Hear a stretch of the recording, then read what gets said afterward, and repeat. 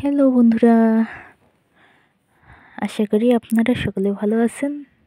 আমিও ভালো আছি ঈশ্বরের কৃপায়।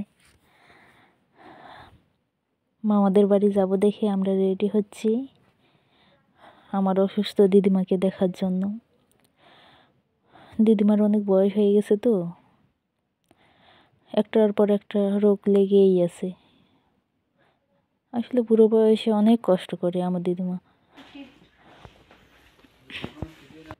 দিদিমাদের বাড়িতে গেলে অবশ্যই দিদিমাকে দেখাবো, দাদুকে দেখাবো আপনাদের।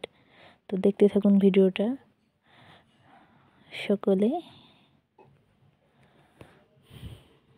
এই যে রওনা দিয়ে দিচ্ছি আমরা মামাদের বাড়ির উদ্দেশ্যে।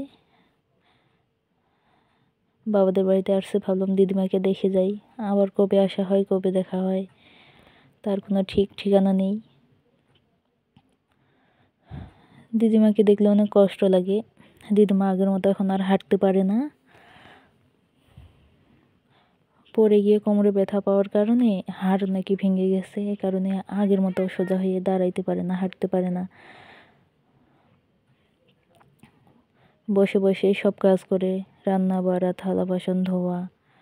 এই যে আমার দাদুদের বাড়ি চলে আসছি। আমার দাদু বসে আছে। আর এই যে আমার দিদিমা, দেখুন। দিদিমাকে দেখলে অবশ্যই আপনাদেরও মায়া লাগবে। এই বয়সে কত কষ্ট করে। আমার দিদিমার জন্য সকলে দোয়া ও আশীর্বাদ করবেন, যেন ভালো থাকে, সুস্থ থাকে।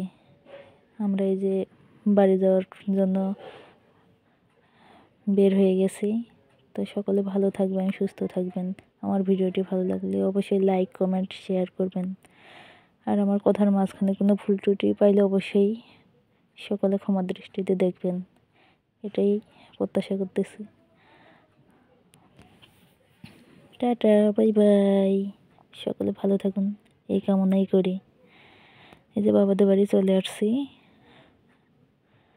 আমার বোনের ননদ, আমার বোনের জামাই।